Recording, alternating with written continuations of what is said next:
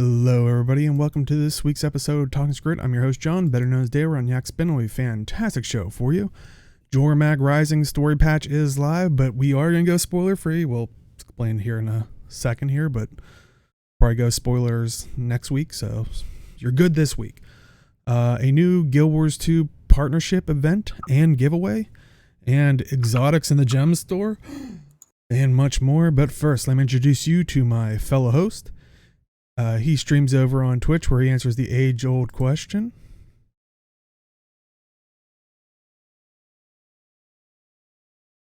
Say hello to Age.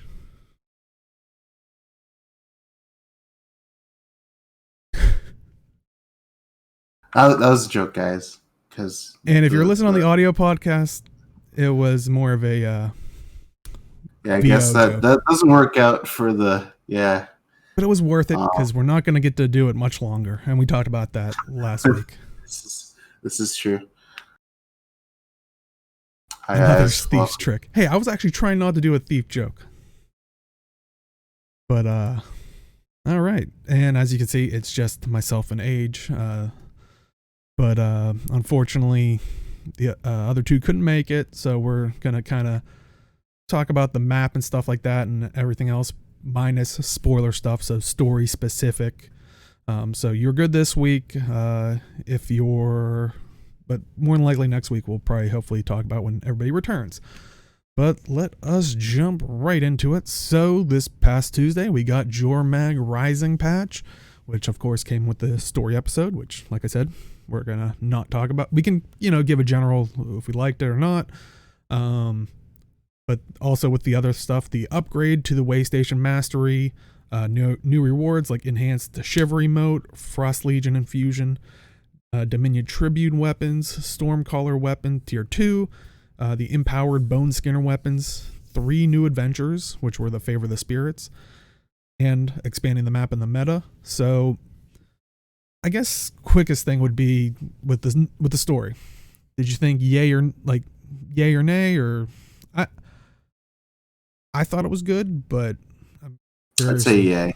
Yeah, it did feel shorter, but I think while it was smaller, I think it had a bigger impact.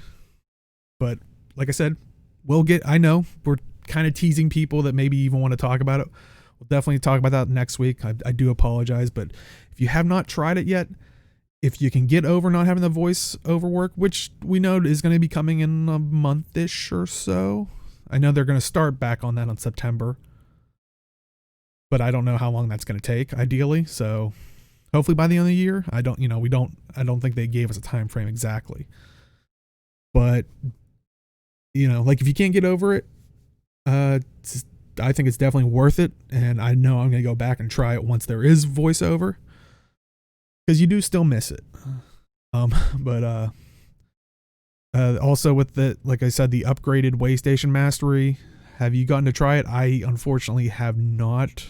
Basically, the Medzuka, I forget some of the other stuff that was in it, but I think it was just the Medzuka, right? I thought there was 2 tiers. Or 3 tiers. Yeah, there was. I saw 3 new ones, I think, but I did not get a chance. Chat is saying it was a strong upgrade. The stealth mount. I forgot about that. Yeah, that was the other part one, that was. Yeah. They're just putting stealth in everything. But how do you feel as a thief? I mean, I remember way back you were annoyed with like how everybody kind of got stealth. So I guess now they're just giving it to the mounts as well. But I mean, it's not in World vs. World, so it's great. Yeah. That's all. Like, yeah, it makes sense. You use it, but it helps you. Like, there was that. There's in the new map. There's like a little section of story which is kind of weird to traverse on like roller beetle. So it's like I used the raptor to get across, and you could get hit, but And I was going to say, kind of what chat saying, I guess the stealth would really be great for the because in the new map there are snipers everywhere, and you'll learn that as you're doing the story because you do have to traverse it a little bit. But God, were they just to somewhat of an annoying level. It's very annoying. But also, before we talk about the map itself, I guess the 3 adventures that came with it, which were Ox, Eagle, and Wolverine.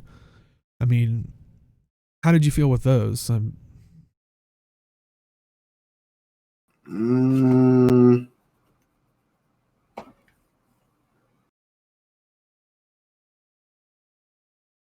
mean, Eagle won. Eagle was surprisingly like I was I think 3 seconds away from getting gold the first time doing it, and I was streaming it. Oh. Well, and I didn't know where it spawned. Like I didn't know where it spawned. I already wasted like maybe probably a safe guess would be 5 seconds worth of like I was like looking around. I was like, so where'd it go? Oh, it's over there already. Like halfway across. I was like, all right, let me follow it, and I was still only 3 seconds off of the gold. So, but while it was cool, like I said, I just worry that it was a little easy. I mean, I think the adventures are designed that you can get silver with a little effort these days. Yeah, but I feel like the Eagle itself, you could get it, you could get silver with like I don't know how you're getting bronze on that. Like you must have to start and go, oh, I need to do something real quick, and walk away for however long.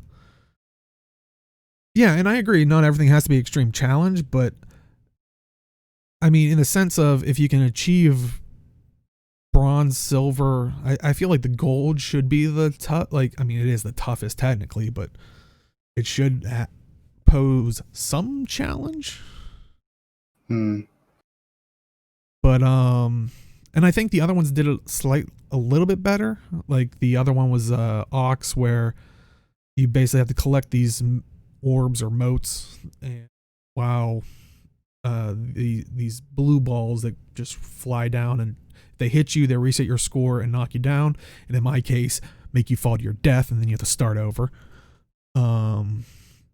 But for me, I think I got hit the one time, and then I tried it again, and then I realized that it's basically two patterns it goes by, and it like kind of like alternates, or so you could kind of avoid them after a certain while if you start picking that up. And I mean, Wolverine was just kind of like a tough boss with not a lot of mechanics. So if you're good at dodging and stuff like that, you just can even whittle them down, or if you have a DPS, you could probably just burn them down pretty quick. I have a slower, tankier character.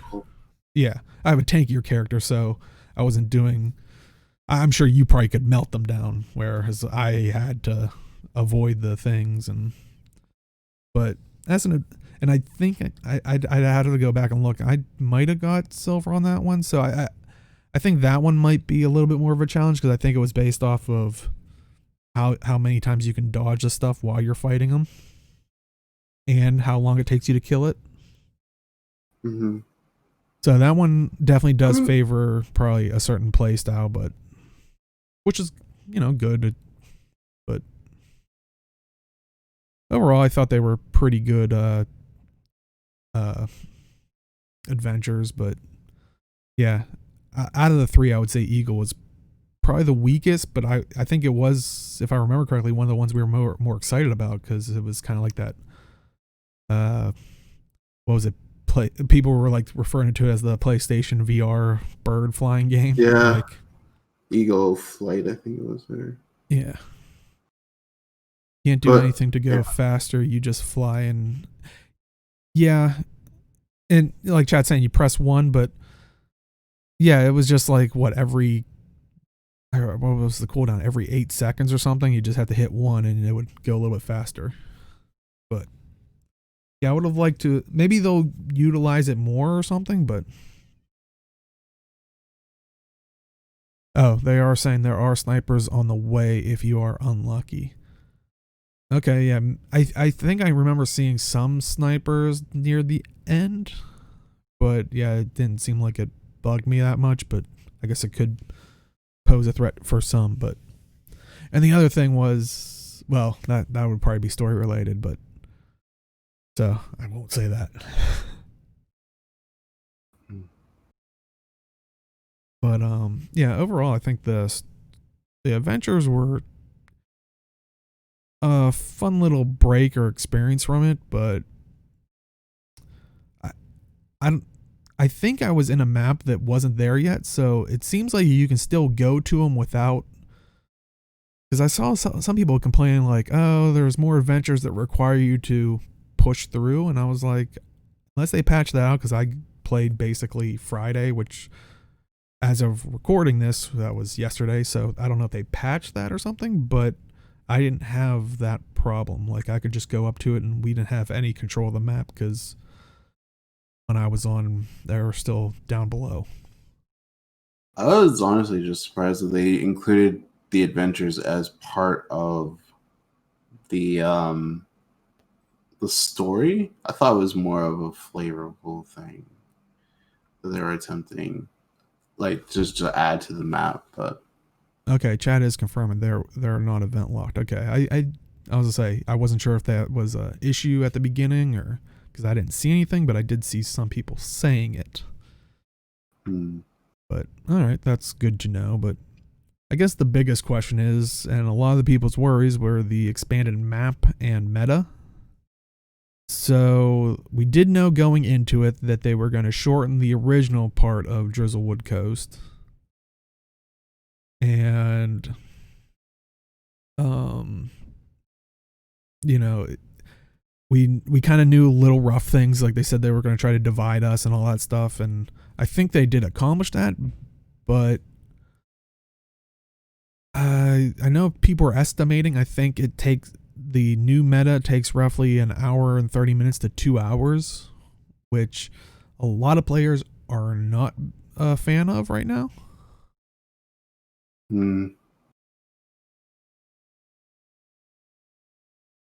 Which parts? Maybe BS, it got fast. It might have gotten faster. I think initially it was that, but it may have gone faster with people knowing what to do. That's the total time if you're on a slow map. Oh, okay. Yeah, because I was gonna say I only got to go through it once because, like I said, I started Friday and then I did it early this morning. Mine did not take 2 hours, but yeah, it seems like that was what people were saying when they first started. So I'm like, maybe that's because they didn't know the map is the meta as well. Yeah, that could be also the issue, which I guess is interesting, but also because yeah, these were like comments from literally day one, where people, like you're saying, don't understand the meta or what to maybe potentially do. But I guess my question is, and for chat as well, do you guys like this kind of, probably potentially, I'm gonna guess, a bell curve of like, as people don't know the fight, it's gonna possibly take an hour and a half to 2 hours. Now that everybody's maybe at the peak and can get it done in 10 minutes, what's gonna happen when the map, quote unquote, I hate to use the term, but goes dead or becomes less relevant, where you're maybe it's gonna be like the ones where outside of recess is the only reset's gonna be the only time that's gonna be like the quick good one. Other times it might be more. I think, yeah, I don't think it's gonna die that quickly, just because I heard it's one of the best farm maps right now. Yeah. So a lot of grinders are probably just gonna like be on that map no matter what, which is good for people who want to do both previous episode and this episode's content, I guess, if people are required for those things. And I agree. And Arena, please keep it as a lucrative thing, because I do like the idea of the map. And as soon as you remove like, oh yeah, you can no longer farm these mats, it's like people are gonna be like, no, I just, not worth it. So please, hopefully, keep that decently lucrative. I for as lucrative as it sounded originally, and I just figured it would be better as it, gave us the new map. As soon as people were saying 2 hours, I'm like, if it's lucrative enough, I think that's worth it. And like I was saying before, and I know I'm in the minority, and definitely from seeing people angry about it, I wouldn't have minded one map where it felt like an actual, like you have to tuck in and it's like a war. You might spend a night and just do this one thing. I would have been fine with just one map. I wouldn't want every map to be that, because not everybody likes it. That gets annoying. Yeah, I agree. So I am also slightly bummed that, like Chad is saying, that it's, now that's being more figured out, 30 minutes, maybe, I would say 30 to an hour, I guess, for even like the people that know the fight but are maybe still like not great with it. So I guess that would be a safe bet of like a 30-minute to hour thing, which puts it in the wheelhouse of most map-wide metas, like that are like or like the bigger things. Like you think of Dragon Stand, you think of, a lot of the hot maps that took, good chunk of the time. Yeah. Tangled Depths, but I think Terrir is like an hour. The day-night cycle for Verdant Brink is, I think, an hour or two. Yeah. Because nighttime lasts like, what, 20 minutes, I think? I think something like that, but... Yeah, it's been a while. But yeah, like most metas in hot were like an hour. Yeah. So I really feel like it's in its wheelhouse, but... And I see Chad brought it up with the looting portion. I know a lot of people are complaining about this, and I'm curious to hear what your thoughts are, and what Chad's thoughts are of this 10-minute loot window that kind of spreads all, like, it's not like all the chests are in one spot, really, kind of like Terrir, where it's like, go into our cavern of our loot cave, basically. Where it's like, it's sprinkled across the map. Go, good luck, find it. Like, honestly, that's extremely annoying. I really don't like it. I just want my loot when I beat the boss, essentially. But I wish it would have been a little bit more grouped up, or maybe only a portion, like only surrounding maybe the citadel itself and not the whole map. Like, yeah, that would be fine. And like some of the other complaints I saw were of like similar things, of like a lot of people didn't like the idea of piling onto bosses and spamming skills to kill it. I'm like, that's kind of open world, which I agree. I would like to see more difficulty, but it's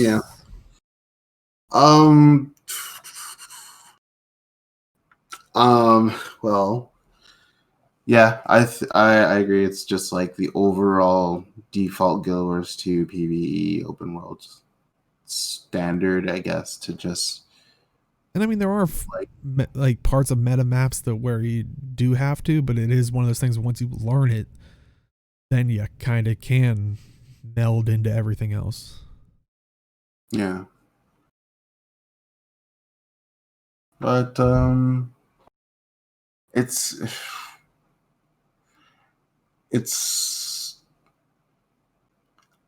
yeah, I don't know how else to say it. It's like that's just kind of how it is with open world PvE, just because you have people who are just playing casually and just want to do that content and those are kind of like the low effort bosses that you would just need to like pile on your damage along with everyone else and it's just done type of deal. Yeah, and like chat's saying, like it just, I mean, like we were talking before, it doesn't. I mean, it seems like the too long is variable on how good you are at controlling things.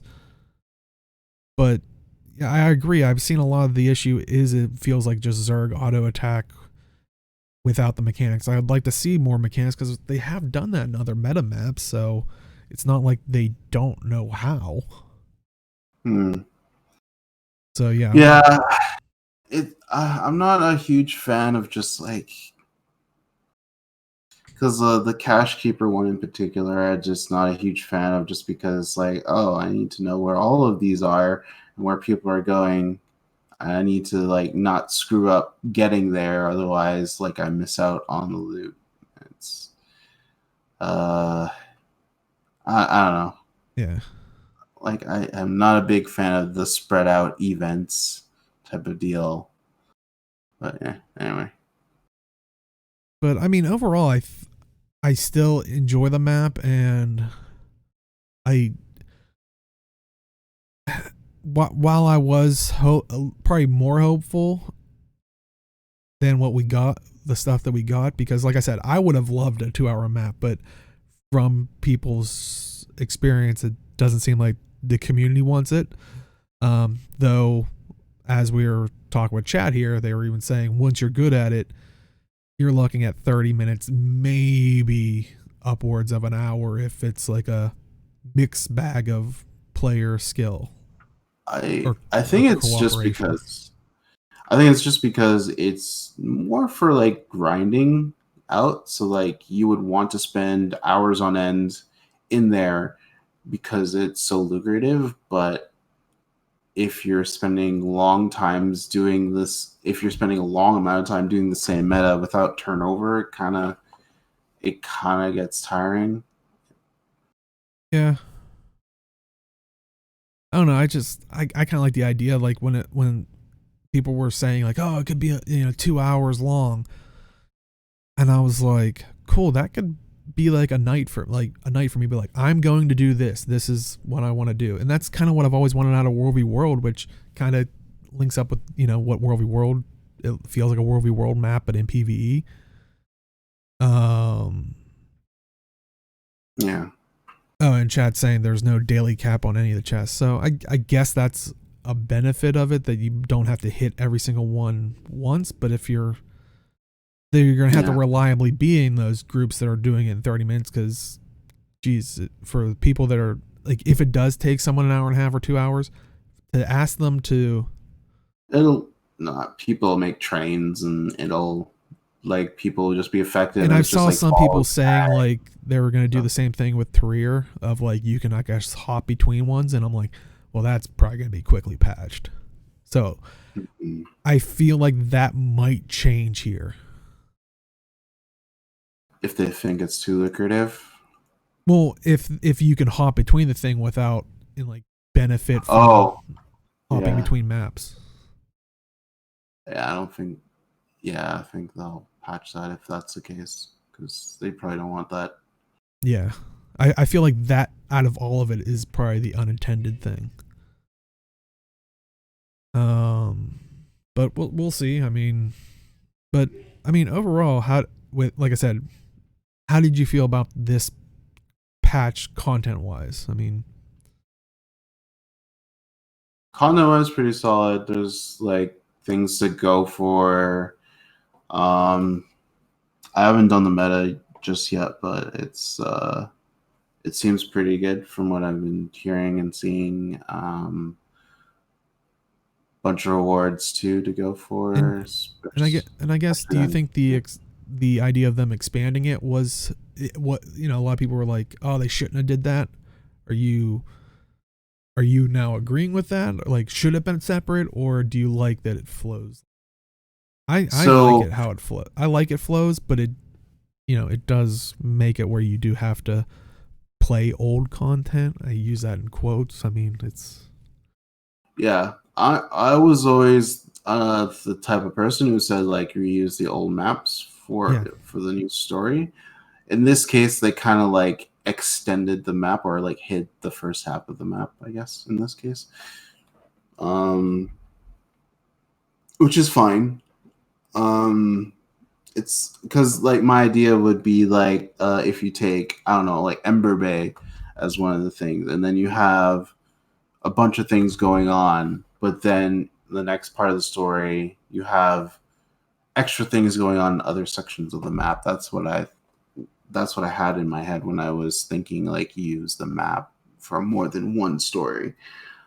But in this case, they kind of like extended the map so it's the same content that you had before, but just more in the second half. So I think the one thing that would have been I would just have to play through the meta to have a definite answer, but I think it's pretty solid the way it is, and it flows pretty well too. So Mm-hmm.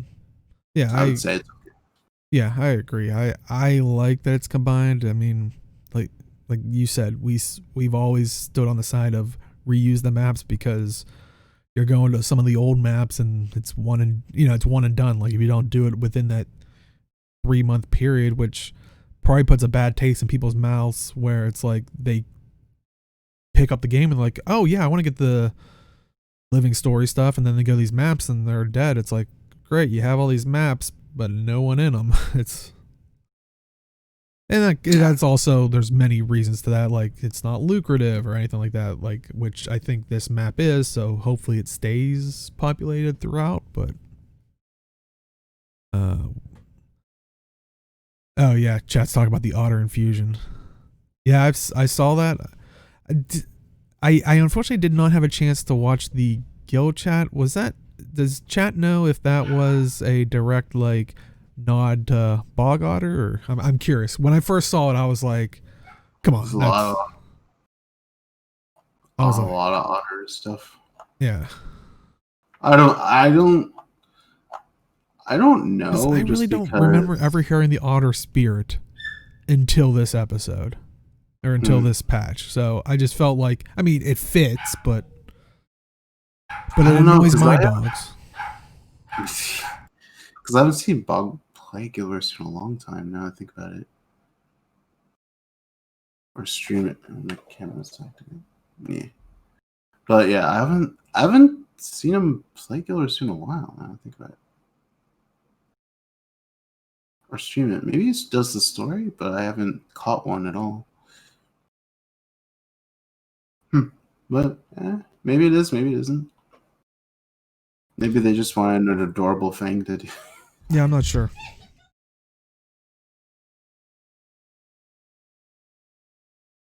Ay, what a day. But yeah, so look forward to things continue. But do you want to start talking about the patch notes while I go check something out? Yeah, sure. All right. So for patch notes, we'll go over this a little bit. So we have Living World patch notes. So remote charge, which I assume is one of the Waystation skills. The skill's been updated so it can target in shallow water, which is very nice because we all know that sometimes ground targeting in this game could be a little janky. Me in particular. Some general things: added a message to notify players when they are whispering to a player with a play for free account who cannot reply. There's pros and cons to that I can already think of. But anyway, items: Rune of the Weaver. This rune set no longer grants barrier when using leap finishers, but instead grants barrier upon using a stance skill. Okay. You have Rune of the Zephyrite. This rune set no longer grants 3 seconds of super speed when using leap finishers, but instead grants 5 seconds of super speed when using an elite skill. This effect has a cooldown of 10 seconds. That is interesting. Does that... Huh.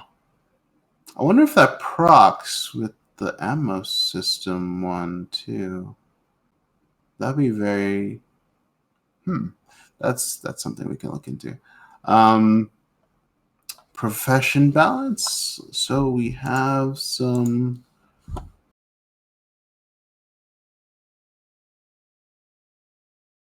Got some profession updates. I'm just going to read the headers We'll see what interests me. So for Elementalist in this balance iteration, we're looking at the Elementalist Grandmaster Fire traits. Persisting Flames is expected to push into more of a damage over time role, while Pyromancer's Puissance is getting a few changes focused towards group support and burst damage. With these changes, we're also looking to slightly reduce burning damage output in order to keep overall damage from going significantly higher in raid rotations. Okay. So essentially, they're just like balancing the damage regarding to mostly fire, it seems like. So they just want a more consistent DPS over time, and then just like have either Pyromancer's Puissance, they want like a burst damage. So like damage over time or burst damage, but they want you to focus on one or the other, I guess. Slightly reduce burning damage output in order to keep overall damage from going significantly higher too. So very interesting. All right. Engineer. With this update, we revisited the shield and its trait and found that while its function remains reasonable, it needed a few improvements to both its messaging and potency as a defensive tool. A couple main hand pistol skills also receive enhancements to their condition duration as they've been lagging behind a bit. Even kit auto attack options. Nice. I really like shield on engineer. So I'm kind of interested to see what this is. So static shield, increase the block duration with a skill from 2 seconds, 2.5, improve the tooltip. Over shield, this trait has been reworked and now causes the player to activate a skill that grants protection nearby allies when using a shield skill. Ooh, that's nice. I like that. Yeah, I like Guardian. that they gave shield engineer some love. I mean, yeah, welcome back. Yep. Do you want me to just keep reading them out? Yeah, sure. All right. Guardian, Feel My Wrath, is a very prominent skill for party support right now, but we feel it's overperforming a bit. We're reducing the party quickness a bit, but compensating the Guardian by increasing their personal quickness gain. We're also improving do that last time, so they're doing it again. I guess so. Like next time, it's just be like, okay, it's not doing quickness for anyone but the Guardian. Like, yeah, I mean, because right now, like you could take the Mesmer for quickness, but most like I've been seeing more Firebrands. Anyway, but yeah, they're definitely correcting that. Yeah, well, at least in the groups I've been in recently, they're taking more Firebrands. So let's try to find that. Feel My Wrath, reduce recharge from 35 seconds to 30. The skill now grants 6 seconds of quickness to the Guardian and 3 seconds to other nearby allies. It previously granted 5 seconds of quickness to all affected characters. I swear they did that last balance patch, like the one we talked about. Oh, this is from July 6th. We talked about this already. Oh, did I grab the wrong one? Yeah. I grabbed the wrong one. Okay, I was like, they did another balance patch because I was like, yeah, because I like remember the thief one. I'm like, what? That seems that's my bad, guys. Because I was like, that awfully sounds familiar. And I was about to give him kudos. I was like, well, I'm not a huge balance patch person. I was like, hey, they're updating that quickly, like altering. But man, I need to sleep more or something. Well, we've always known that. Oh man, let me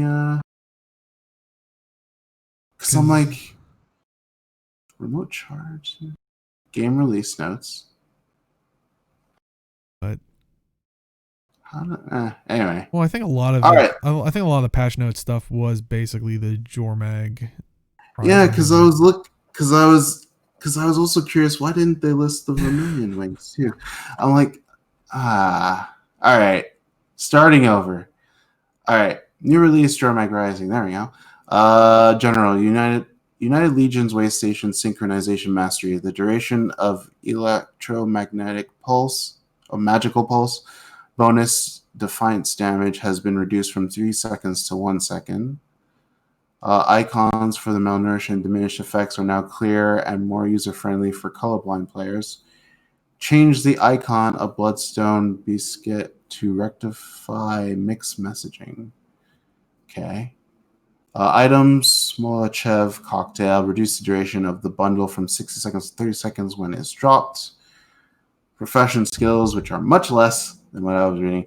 Rune of Altruism, transferring conditions from allies to yourself after using an elite skill now activates a 10-second cooldown, which is reasonable. Engineer, bypass coding, fix a bug to prevent allies from being forced to enter combat stance when they are not disabled. Speed of synergy, fix the bug that showed the radius for this trait effect as 360 rather than the correct radius of 240. Mesmer, Chronophantasma, fix the bug that could cause this trait to daze resummon phantasms more than once. Revenant, Stole Cleaver's Summit, fix a bug that could prevent energy from draining correctly while the spirit was active. And for Blackline Trading Company, we have the new Wild Trihorn Raptor skin, now available in stock category for 1,600 gems. And then the What do you think? Blackline chest drop thing, which is the one topic we were going to talk about, is the basically, I know this has gotten a lot of traction from like the subreddit and a lot of people, and I'm curious to hear what chat's thoughts are. I know we were talking about it on our Discord back and forth, but the Nash Blades exotic weapon grab bag. What was that? Can we talk about the Vermilion Wings though first? Oh yeah, sure. Because I feel like that one is, because it's a super nice wing set. Yeah, it also dies as well, like the actual back piece, which it seems like it's been a new trend going forward. Hopefully it goes backwards. Yeah, but it dies in insane colors from what I've seen. So yeah, the 4 die channels, yeah. Yeah, because like what I've seen is that people dye like one channel per, and it looks like kind of like a parrot wing, like with 4 different colors from top to bottom. Yeah, hopefully they'll end up in the statuettes thing, because they're once again put it in the Blackline chest, which is like, come on, people can't buy it outright, which is, I hate that trajectory. But also in those chest drops, as you're maybe trying to go for them, if that's what you want to do, if you're trying to go for those awesome looking wings, but like Chad said, more than likely it might end up in the statuette section, because that's what tends to happen to most of those things, but who knows. But also with it, you'll be receiving the Nashblade exotic weapon grab bag, and that's the extra bonus item that you get from the Blackline chest drop. Community is slightly split on this, because that bag basically gives you it's like opening when you open it, it gives you a roll on the exotic loot table, which includes Gen 1 precursors. Now, there was a bug, but then they supposedly rolled back people that actually got the precursors because it was working as unintended, where it's supposed to be a lot less of a drop rate. Like the precursor is supposed to be a very small chance. So, likelihood of getting it, good luck. But I'm just kind of curious of your thoughts, and like I said, chats, and like I said, a lot of people aren't a fan of, they're basically, as they're saying, selling precursors in the gem store. Which at first I thought it was like, I saw Teapot's tweet, and I'm gonna find it real quick just so I can. Yeah, I think it was something along the lines of like, so now they're selling precursors or something. I don't know the exact wording. It was, damn it. is more along the lines of I can't. I just want to read it the way I saw it. Ba, ba, ba. I'm watching people defend loot boxes containing endgame cosmetics, and it's hurting my soul. And I thought, like, oh, I thought I guess he's talking about the Vermilion Wings, because that's what I thought at first, like Oh, endgame yeah. cosmetics, right? So I'm like, it's like, yeah, it kind of sucks, but like they're just enticing people to buy the boxes, but like it's a skin you don't really, need. It's like it just like enticing people to buy the boxes. So I'm like, I don't like it either. It's like I'd rather just buy it straight up, but Yeah, that doesn't make money I as understood what they're much money. doing. And then I saw another tweet from another person about like the precursor. I'm like, wait a minute, what? Yeah, And so I and went back to the teapot tweet, and then I actually like went into it, and I'm like, oh no. yeah, and I know a lot of people are grasping onto the precursor thing itself, and they're saying, "Oh, it's such a small, rare chance," and everything like that. But like from the get go, the gem store was meant to be cosmetic and convenience only. So for me, even if it is a precursor, I'm still not a fan of it having any of the exotic weapon like that.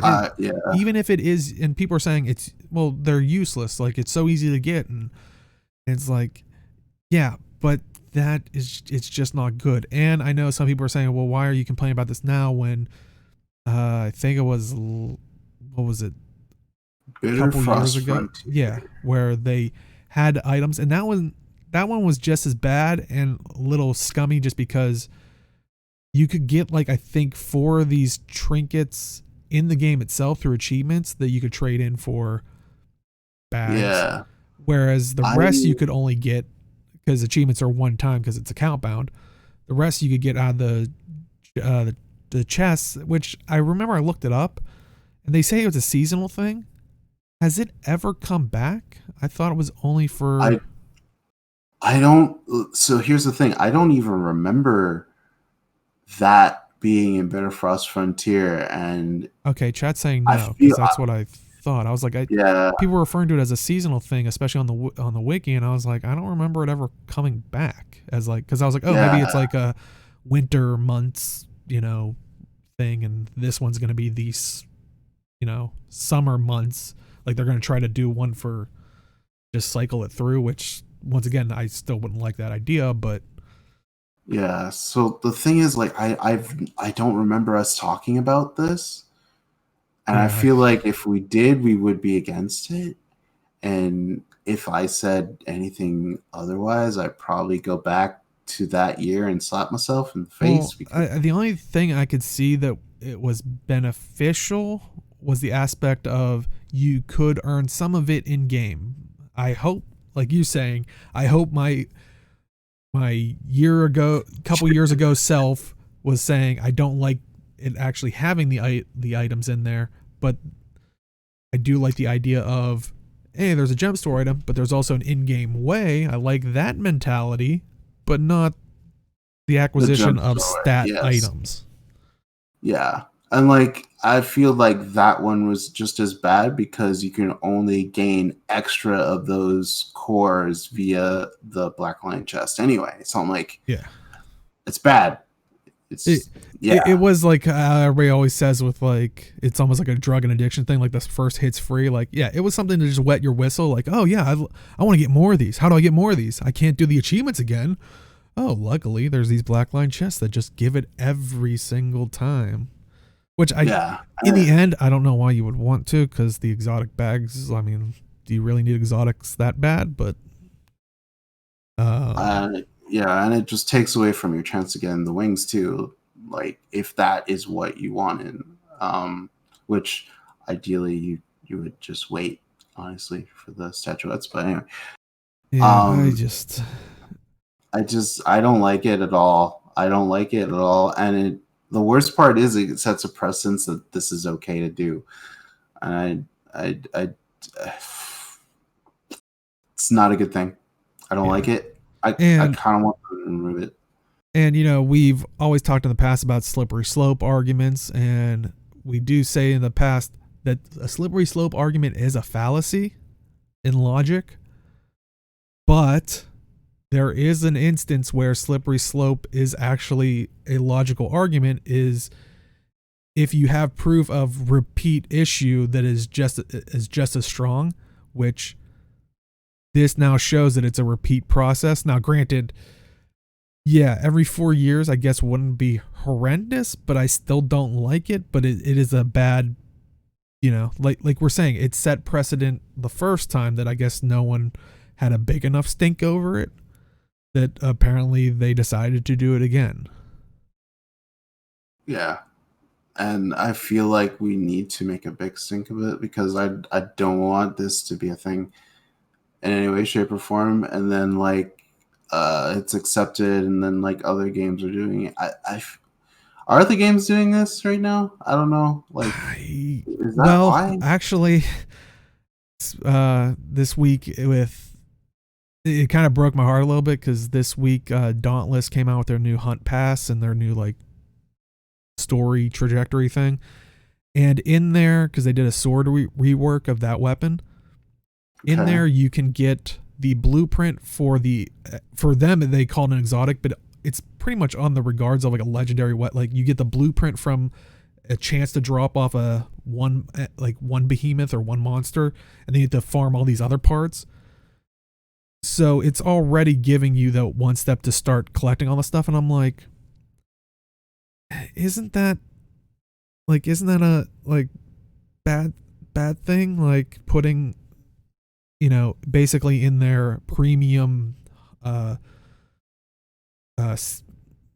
what is it, Hunt Pass, what's the more standard season pass, in their premium thing, so you have to pay for it to get that. And a lot of people are saying the same thing that I saw in the Guild Wars 2 subreddit of, well, it exotics are useless, it's not even the best weapon, it's not even this, it's not even, it's yeah, but it's still selling stat items in the gem store, which was what they said that they were never going to really try to do from the get-go. They were cosmetics and convenience.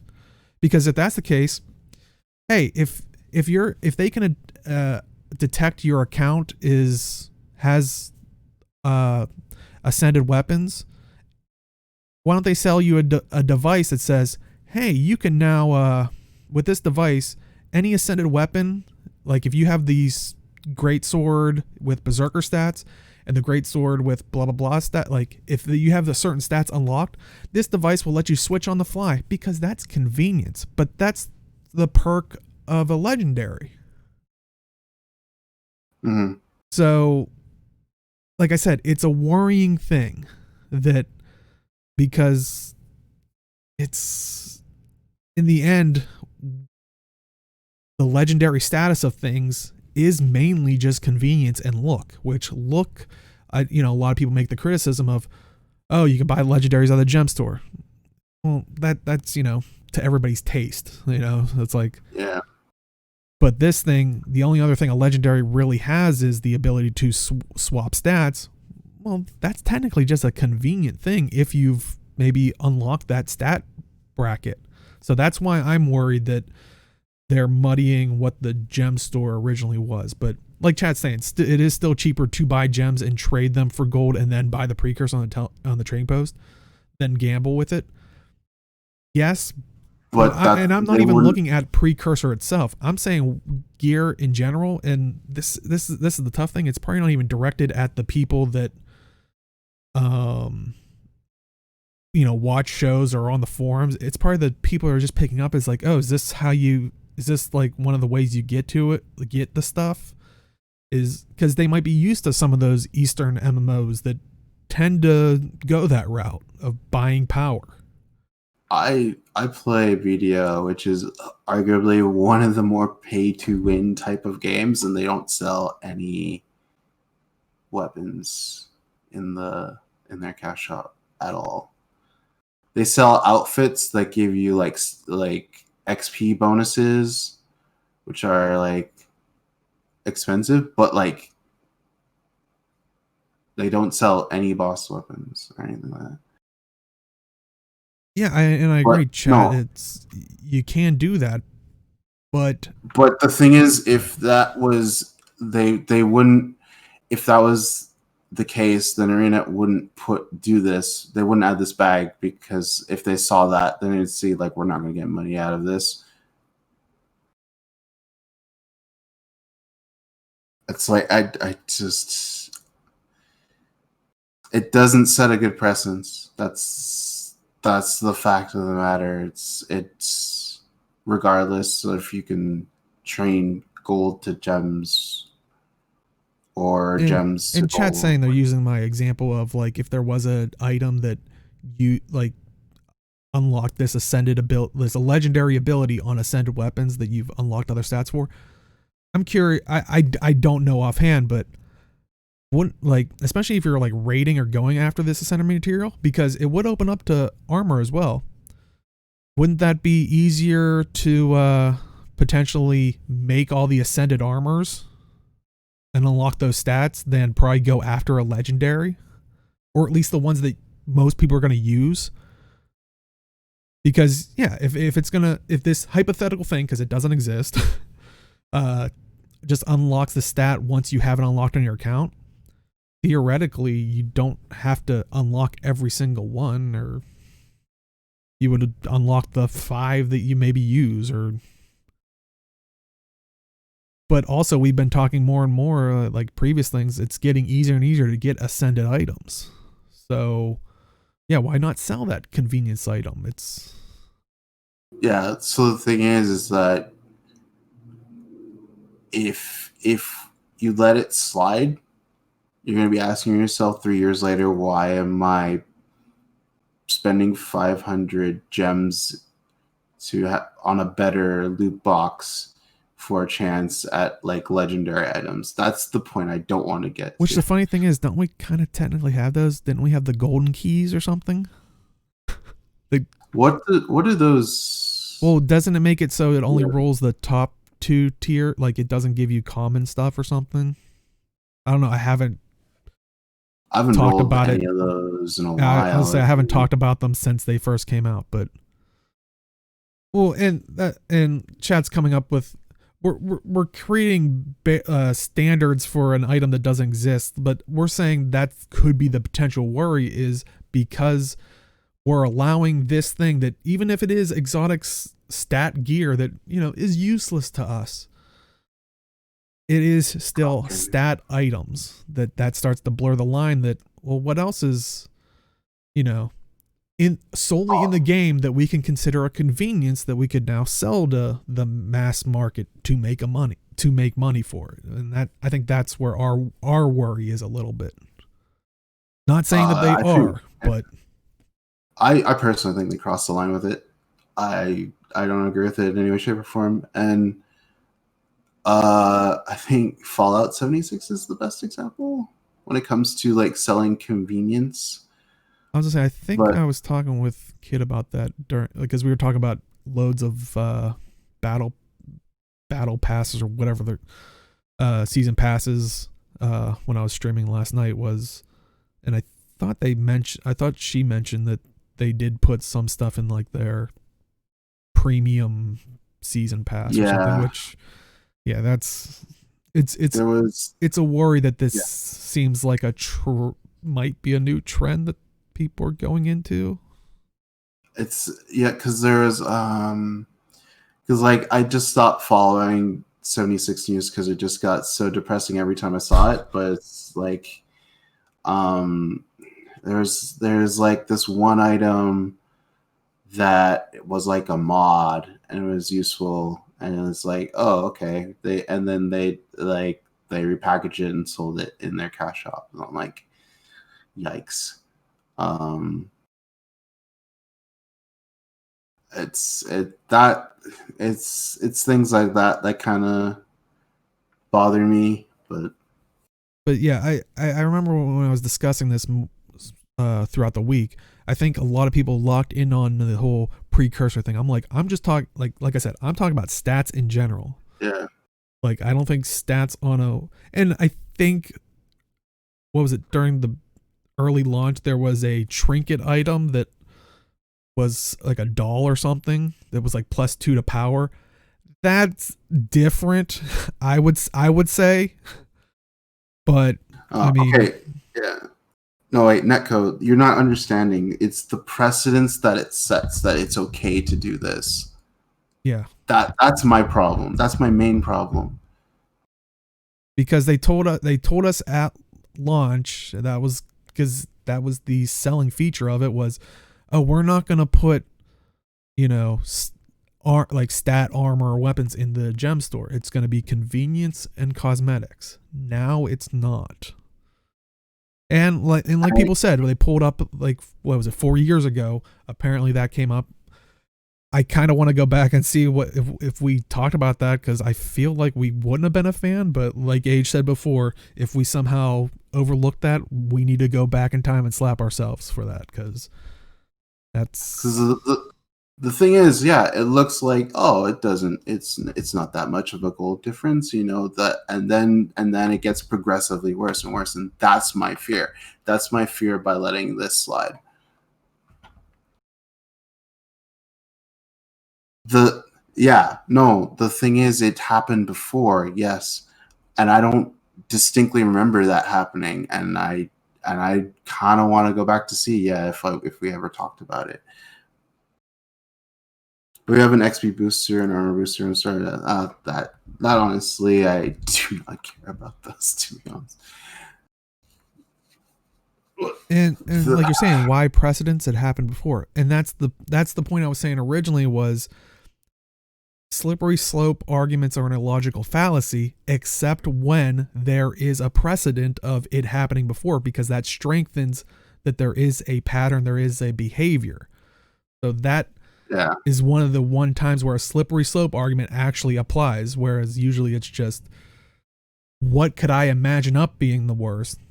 Well, it already, Honestly, I knew this would be a thing that I probably wouldn't convince people about, anyways. So I am more than happy to just like let people be like have their opinion about it, and if it's okay or not, it's fine. I just strictly just am against it. That's it. With the legendary armory coming soonish, it really doesn't matter.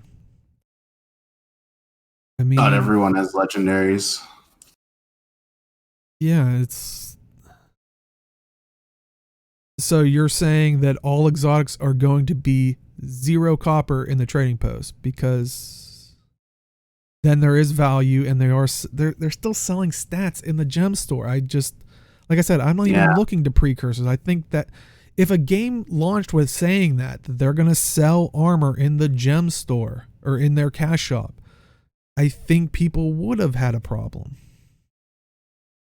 It's like, I'm surprised that no people aren't having as big of a problem with it. And like I said, even 4 years ago, we should have made a big stink about it. If we didn't, I personally apologize. We should have. Yeah. But at that time, that was the first time it happened. That would have been a slippery slope argument. Whereas now, it is now a pattern. Yeah, so it's I knew this wouldn't this would be like a 50-50 split thing. I absolutely knew it, just because it's exotics, whereas like for like experienced players, it's so easy to get, or like it's cheap to buy. Like I already knew this was going to be a 50-50 thing, but I just hope that they stop at this, I guess. Like. Yeah, I mean, I feel like neither side's gonna budge, but it is out there. No. It is a second iteration of what we've seen before. So I hope personally we don't see a third, but I'm legitimately surprised that I don't remember the Bitter Frost Frontier one.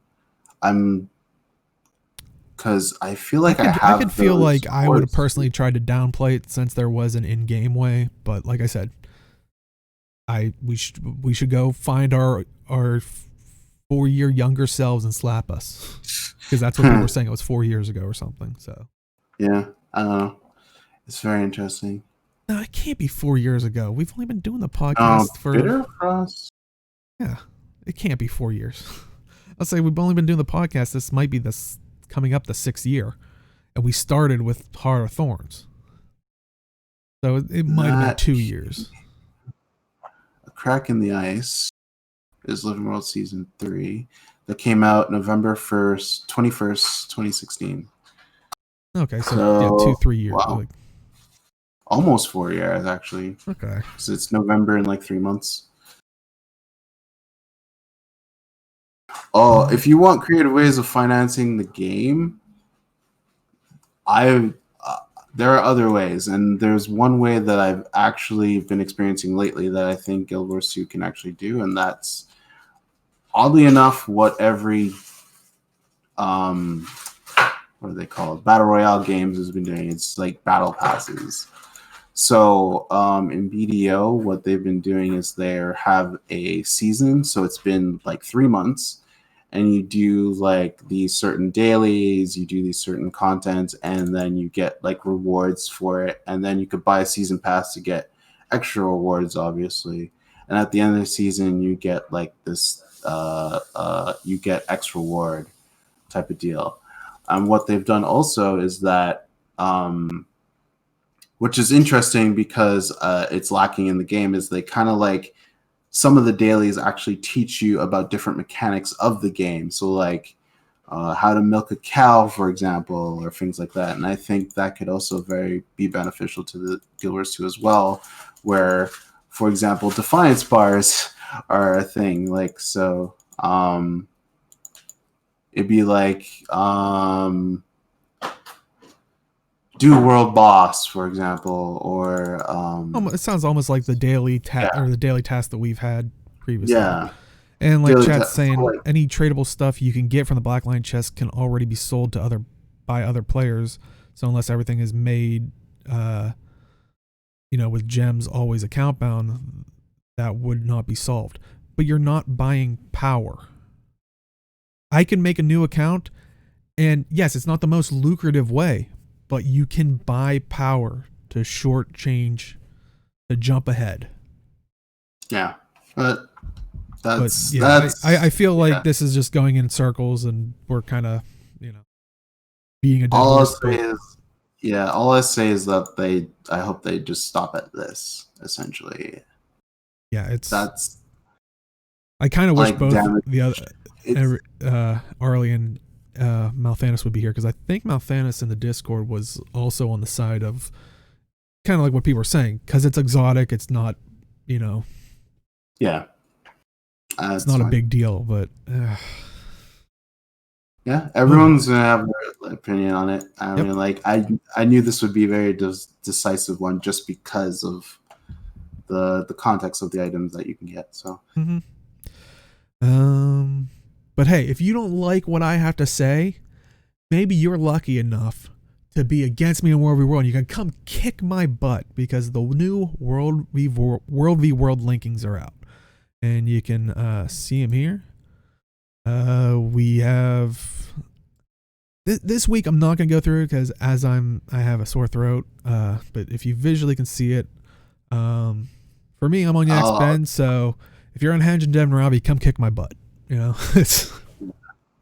I'll read it for Dale since he's. Okay, thank you. So for NA, you have Anvil Rock, Gate of Madness together. Blackgate and Caning are together. Boreless Pass, Sanctum of Rawl are together. Dragon Brand, Dark Haven are together. Fort Aspen Wood, Eridon Terrace are together. Henja Dunravi, Yaxman are together.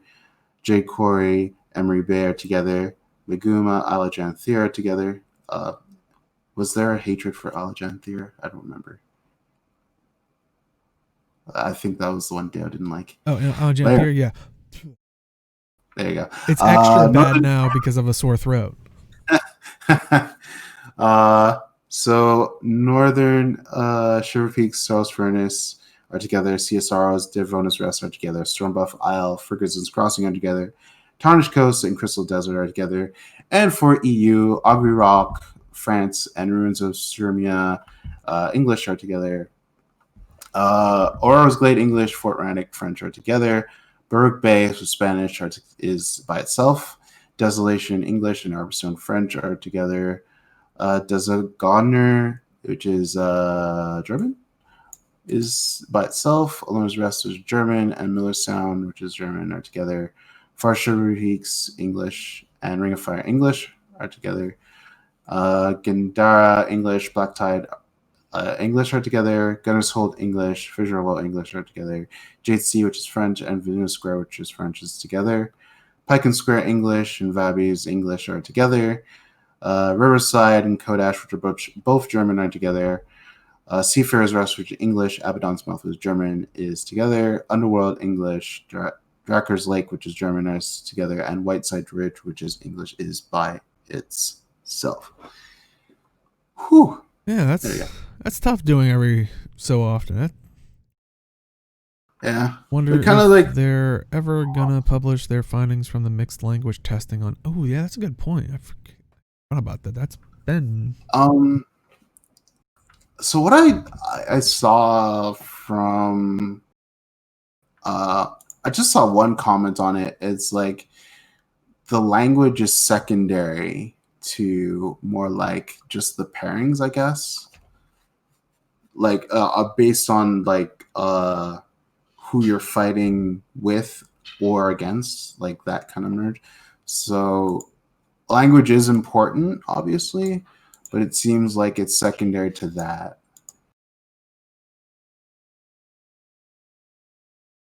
Yeah, so good luck to everybody in War v World with the new pairings, and hopefully we'll hear some War v World news about alliances someday, soonish. Knock on wood. Maybe that'll be put in a black line chest and put as a rare drop alliance system. Yeah, good joke. Yeah, it's it'll be at this point I wish, but it's assume nothing's happening for War vs. World is the best way to look at it. And then when it comes, it's a nice surprise for you. Yeah. At this point, they couldn't even give it away. Sorry to the devs that actually worked on that, but I was looking for a segue. That's what I had to do. Speaking of giveaways, Guild Wars 2's new partnership. They actually have two giveaways. One might be more intriguing than the other for some people. I don't know. I've been on a diet. I'm pretty intrigued with the first one. They're doing a new partnership, as you can see here, with Insomnia Cookies for a limited time event. Submissions can be submitted till August 12th at 11:59 p.m. EDT. Open to legal residents of the 50 United States and District of Columbia who are at least 18 years old at the time of entry. Basically, Insomnia Cookies with Guild Wars 2 sweepstakes. 10 people will get a Munch and Play pack. Each contains one Path of Fire Ultimate Edition code, which unlocks Path of Fire, Heart of Thorns, Living Story content, possibly. Does it's it really more say like that there? It says that, but I don't know what it meant. Oh yeah, I was gonna say, because that's a kind of weird one. Yeah, that's one max level boost, one additional character slot, one identity repair kit, one Sunspear outfit, and one Lily of Alone permanent pass, and 4,000 gems. So, and you get a $50 Insomnia Cookies gift card. Ooh, yeah. Score. I don't know how much they cost, so. I don't know, but like I said, this weirdly right now, since I'm on a diet, this one intrigues me more. And maybe I'll have a better shot at it. But yeah, so you can definitely enter that, which links will be in the description. And in case if you're interested, here is the tweet to it. And also on they also talked about on Twitter, it was the probably bigger bigger contest / giveaway was for an Origin PC. So so Origin PC giveaway is they're giving away a custom Guild Wars 2 Icebrood Saga themed PC. Ends August 24th at 11:59 p.m. EDT. The PC specs, and they say it's valued at $3,800 USD. Case is an Origin PC Millennium. Processor is an AMD Ryzen 9 3900X 12 core 3.8 gigahertz. 4.6 if you're gonna max boost it. Motherboard is a Gigabyte X570 Aorus Elite. Memory is a Corsair Dominator Platinum RGB 16 gigabyte, and that's 8 gigabytes. DDR4 3200 megahertz. System cooling Corsair Hydro X Stage 1. The graphics card is 11 gigabyte NVIDIA GeForce RTX 2080 Ti. The operating system drive will be a 500 gigabyte Seagate Barracuda SSD. The hard drive will be a 1 terabyte Corsair MP600 NVMe PCIe M.2 SSD. The power supply will be 850 watt Corsair RMX series RM850X 80 plus gold. The operating system will be Windows 10 Home. The Origin maximum protection shipping process would be the Origin wooden crate armor. Warranty with 1 year with a 45-day free shipping. And Origin recovery will be USB 3.0 flash drive. So, whew. And like Chad is already saying, unfortunately that is US only too. US only as well. Oh, Chad's saying no. Okay. No, this one's worldwide. Depending, okay. If your country's eligible, Okay. if your country region is eligible, it's worldwide. So all right. So if I know a lot of people probably had their hearts set on the cookie one itself, but if you gotta settle, you might as well just try for this one. So I will say, my computer is literally this, with the exception of the processor, which I have a better one, and the graphics card, which I do not have a 2080 Ti yet. But yeah, this is a solid PC. It is probably an upgrade for a lot of people. Oh yeah. And like I said, if you can't enter the cookie one, you might as well enter this one, because you know what? Sometimes that's how the cookie crumbles. Sorry. But yeah, so definitely check that. Let me link that one in chat as well. And like I said, links will be in the description as well. In case you want to jump in on that. But yeah, last up we have Community Corner.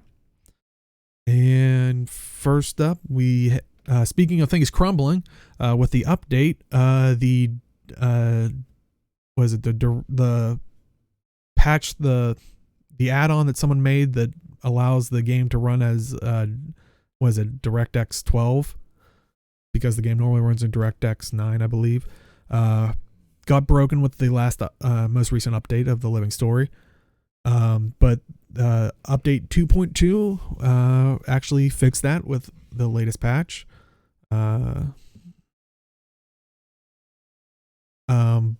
But yeah, so definitely check that out if you're running DirectX 12.